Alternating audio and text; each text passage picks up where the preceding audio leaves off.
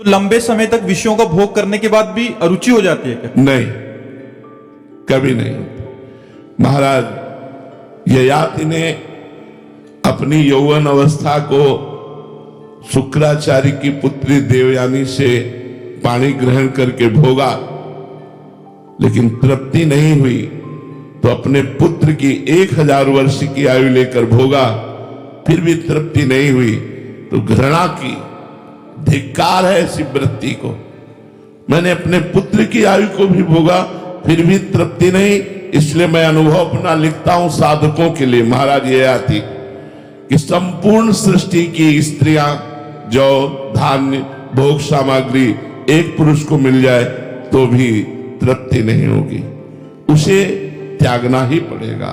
त्यागात् शांतिरंतरम, त्याग से शांति होगी, ना कि भोग से।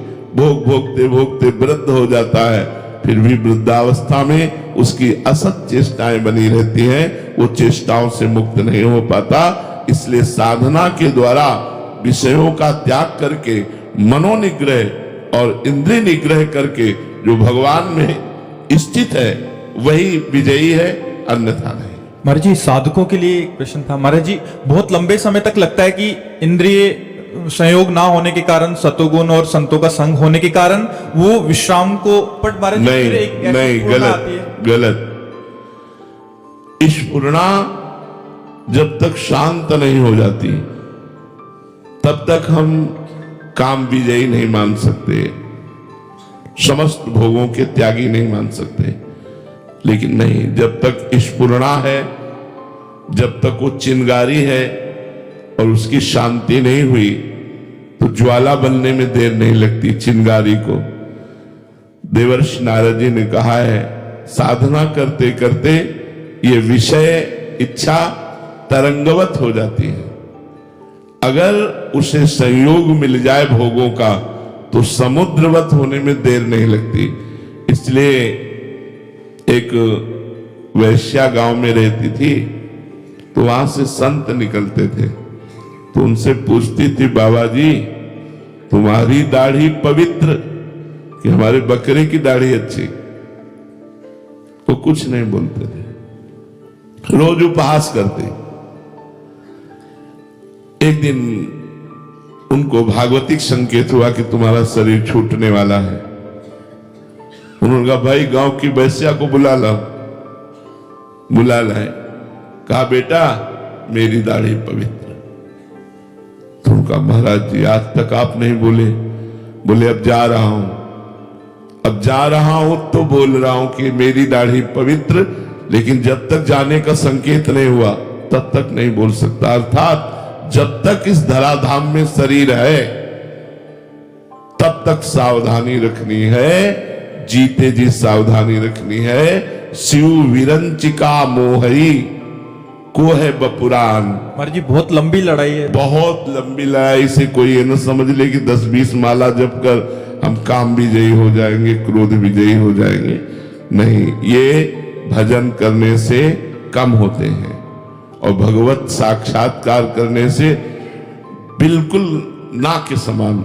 लेकिन संयोग बन जाए तो गिरने के चांस रहते हैं। इसलिए आजीवन साधु को या साधक को अपने उपासना मार्ग में एक लक्ष्मण रेखा रखनी चाहिए कि इसको हम क्रॉस नहीं करेंगे।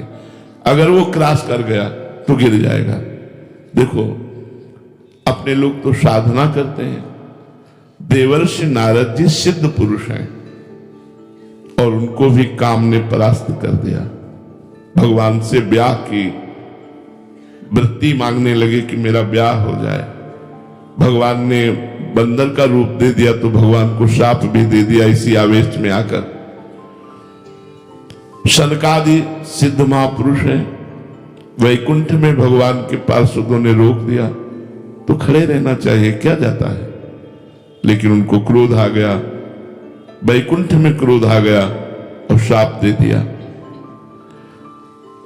श्री अक्रूर जी महाराज भगवान के परम प्रिय महाभागवत, लेकिन जब सेवंतक मणि उनको मिली तो भगवान द्वारिकाधीश को छोड़कर काशी चले गए और वहां यज्ञ करने लगे।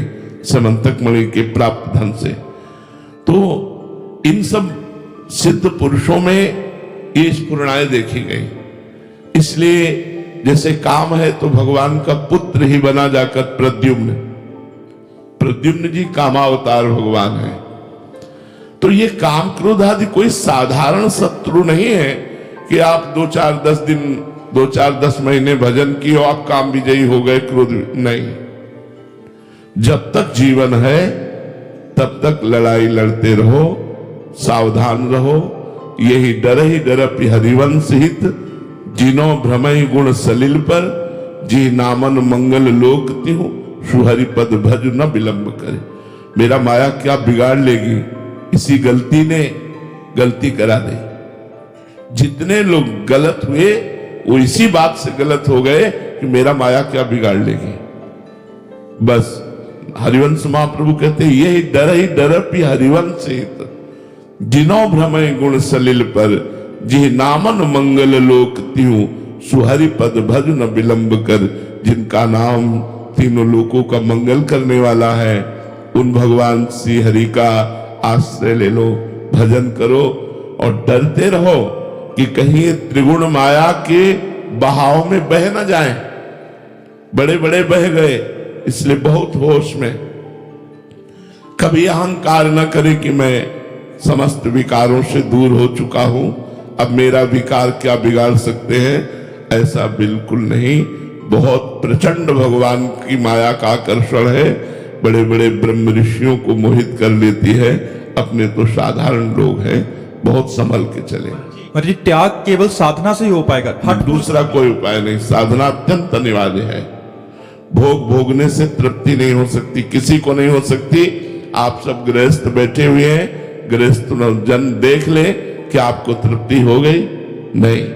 नवीन नवीन भोग भोगने की इच्छा, इस शरीर को भोगा अब इस शरीर को भोगे, इस पद्धति से भोगा अब इस पद्धति से भोगे, ऐसी लालसा बनी रहती है जब तक भगवत चरणारविंद में पूर्ण रूप से मन समर्पित नहीं हो जाता।